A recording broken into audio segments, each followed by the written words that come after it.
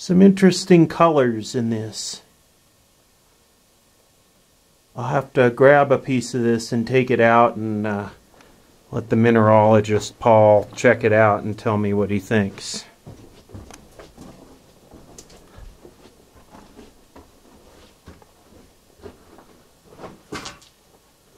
Here's a rock we found down in the mine. We'll take it to Paul for observation. And then you can see how many different minerals you have. You have chalcopyrite. This is the gold-looking stuff. That's an iron copper mineral. You got regular pyrite, fool's gold here. You've got the pitchy-looking stuff, the resin-looking stuff. That's sphalerite, zinc sulfide. You got some small pieces of galena here and here, which is lead sulfide, and you have quite a lot of fluorspar or fluorite. There's a nice chunk of that here. And it's quite a nice piece. You can see the difference between the pyrite, which is this right here, what they call fool's gold, iron sulfide, and chalcopyrite, which has copper in it. They look a lot alike unless you see them side by side, and then you can tell the difference. This is the site of my very first mine video, and I'm back here for a revisit because I talked to a local miner and mineralogist, and he gave me some interesting information on this mine. And so we're going to take a look at that now while we get in here. His name is Paul, and we're going to go in here and check this out with the modern lighting and equipment that I got now. So let's see what Paul has to say about this. This will be Exploring the Meat Wagon Mine version 2.0. Yeah, we worked there, and we ran it for a while, and it got kind of down where we were handling the ore too much to get it out. And so anyhow, we left, but the gentleman who had the mine, he got the 5 patent claims from a major company, and he went in there, and he had a partner, and and a larger company had come in and had drilled out a significant amount of ore, real deep, very good ore. So there was a lot of potential in the mine. So anyhow, while the gentleman who was the partner who was handling the mines was off doing something else, the partner who was kind of his office guy, he ended up giving the mine to the BLM for taxes, and the other partner was really ticked off. So now the mine belongs to the BLM. Even the patented claims was given to the BLM. So they own it, but you're supposed to be able to lease from the BLM. I tried once, but not real hard, like I didn't get it away or something to try to do it. But it's an excellent mine. There's still a lot there. You talked about how they drilled and they found a little small. Yes, there was a company out of Utah that was drilling the mine, and they drilled a lot of holes, and they didn't hit anything except one small streak, maybe a foot wide, and it wasn't very far, 45, 50 feet. So they said that's not enough, so they quit. Well, one of the gentlemen who was one of the drillers, he got a lease on the property, and he got a friend, and they went out there and they drove over to that streak of ore. When they hit it, they turned to the right, and they went 25 to 30 feet and pitched out. They turned to the left, and they went 75, 80 feet, and it was 100 feet wide. And it was almost circular. It was a pipe on the intersection of 2 faults, and they mined up on it, went nearly to the surface, and they went down on it about 200 feet, and it was still, it had pinched, but it was still going. They made several $1 million on it back then, and they had a good deal with the smelter. There was a smelter at Selby over in the Bay Area at that time, long gone. But anyhow, they made a bunch of money. We went in there, and when we did our work, we went down on it, and like I said, we couldn't make any money to handle it too many times, but they were still going down. It's a good mine. And when the big company went there and did some more drilling, they hit another streak of the lead silver, only 100 feet you could drive an ad at 100 feet and hit it, and it was 3 or 4 feet wide. So there's a lot of ore in that mine, plus the several million tons that are deep, copper, zinc. So it is a good mine. So what was it? Copper, zinc, lead? The lead had gone down in that lower portion where the big company drilled in like 3,000 feet, and the lead had gone down, which is pretty typical. You have the lead, and as you get deeper, the lead goes down and the zinc comes up, as does the zinc comes up and the lead goes down.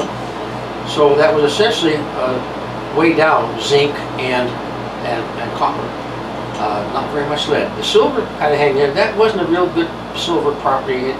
That went about a half an ounce of silver to the percent of lead. But it wasn't a big silver producer there, but significant copper zinc at depth. That's as long as the BLM now. Hey, just wanted to let you know that. So you go in adrift, and then there's a single winze that goes down into a huge stope, and that's the majority of the mine, right? That's essentially the mine. So the big stoped out room at the bottom, that's where all the production came from. Yeah, in the early days, there was an actual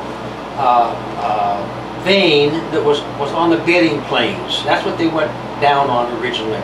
I had family.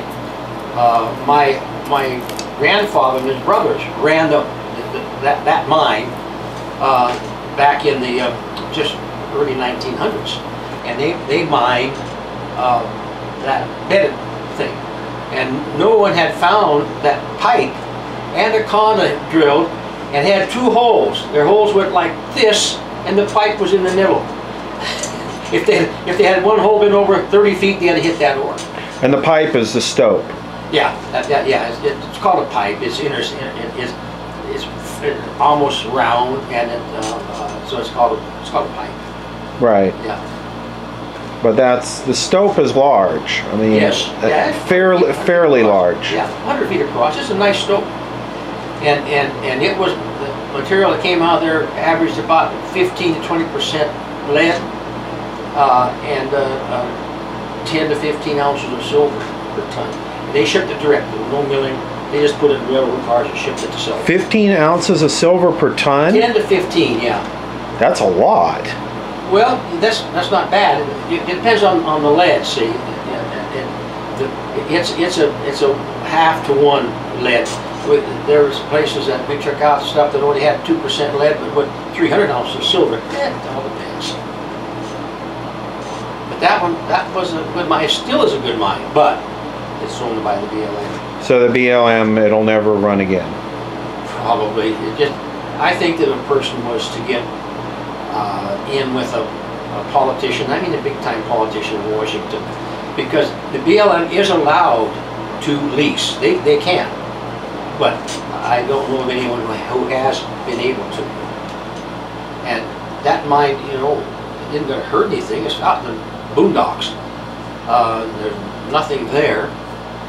And they put wilderness all around it, but the 5 patent claims, it was what they called cherry stemmed, and they couldn't do anything because that was private land, and then that guy gave them to them for $150,000 worth of taxes, back taxes. Looking back, that was a mistake. The other partner just came unglued. He was upset. I don't blame him because it was a good mine. So this is the winze right here that goes down to a huge stope, and Paul talked about how there were too many transfer points.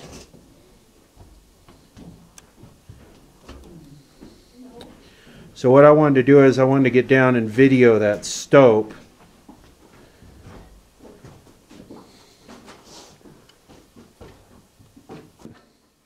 That's your signaling bell.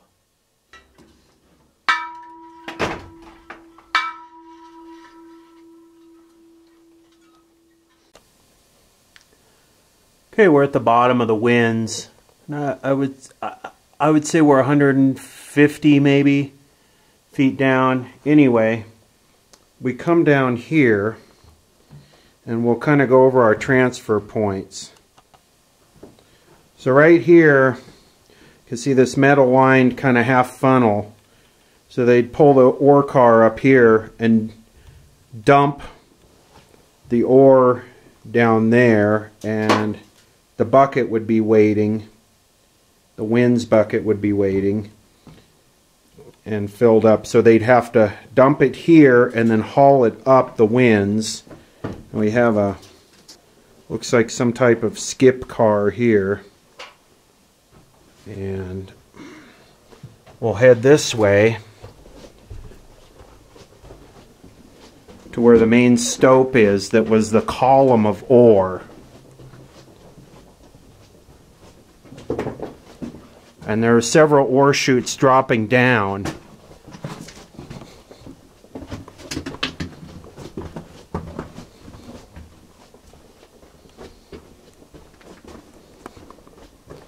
So there's quite a bit of stopage here.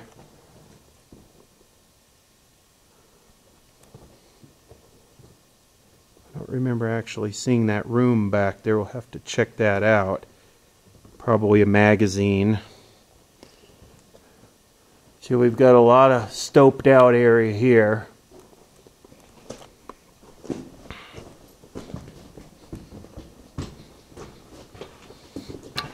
We've got another random skip car sitting here. Maybe these were the ore cars they were using. Then back here is another transfer point. So we got a ore chute there. And I remember this old pack of zingers from the last time I was here. So we've actually got a skip car tied onto the tracks, and this skip car would go down to the very bottom of the stope. So the ore would start down there, it would come up here on this skip car, be transferred to an ore car, rolled over and dumped down that half funnel, and then pulled up to the surface and then transferred to another ore car and taken to the outside.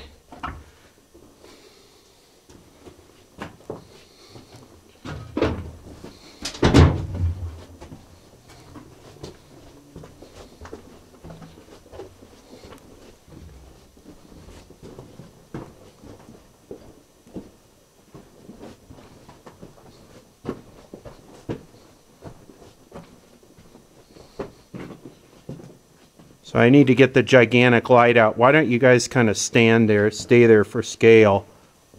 This is the big stope that was the column of ore. Look at that. Look at how high that goes. Check out the light smoking.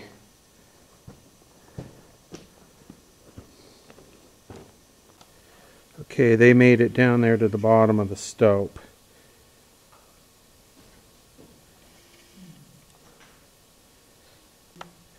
That's the bottom. I'm going to pan up. And around. And down. So last time I walked down this route, and this just dead ends down a little ways.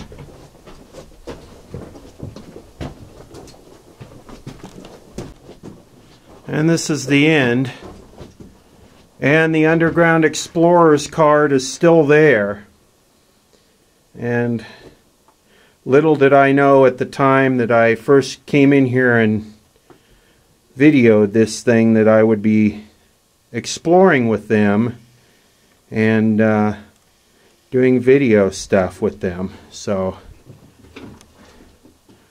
got a drilled face here. Oh, hey, glove. Yeah. So that's the hoist operator's seat. So that's the bottom of the stope down there. And this skip car come up these tracks and it would dump into an ore bin behind that wood right there, which would drop out of that ore chute into the ore car and then roll over to the winds. There's minor coveralls up here. Okay, we got another stoped out area here, and there's a ladder going up and a little walkway up there. What'd you find up there? Miner's coveralls, a gallon jug of moonshine, and a shovel head. Can you show me? How hard are those coveralls? Okay, where's the moonshine?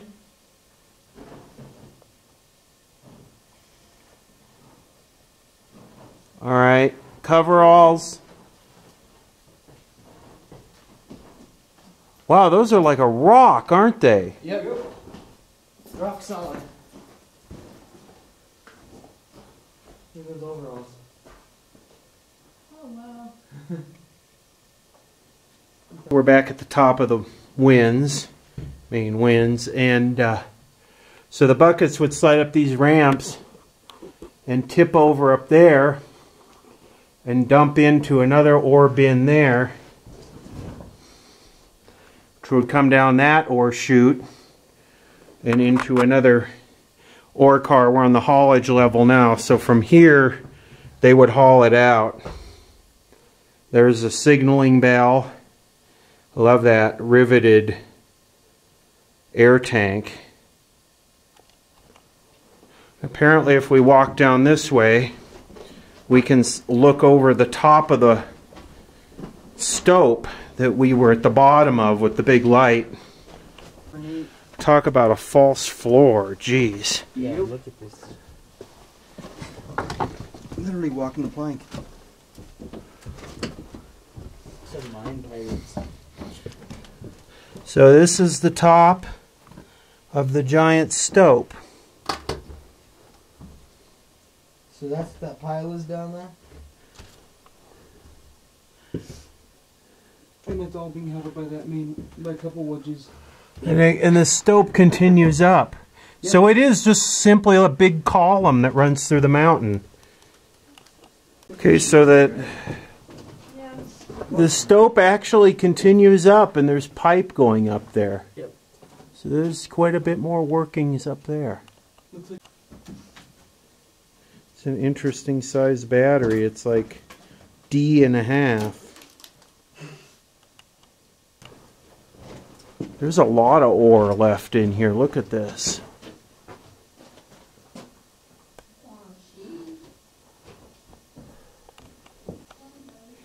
So we have an air door here. It's been taken off and it's kind of interesting. We have a low budget homemade horseshoe hinge.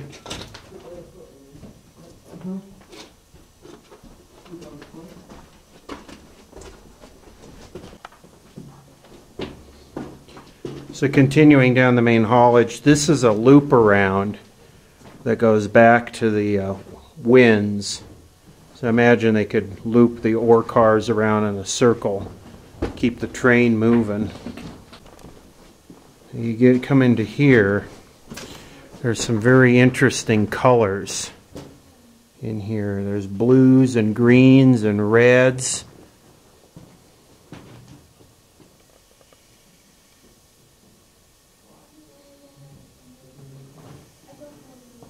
A lot of interesting, looks like it's oxidizing or there's some moisture. It does feel moist in here, so it's kind of interesting. But yeah, this continues this way, and yeah. And if I remember it, that discontinues and dead ends. So we're going to head out. All right, we're headed out. get Paul to take a look at the ore sample that we found and see what he thinks. Shit, where did it go? Right over there. You see it? Yep. Oh yeah, he's gone.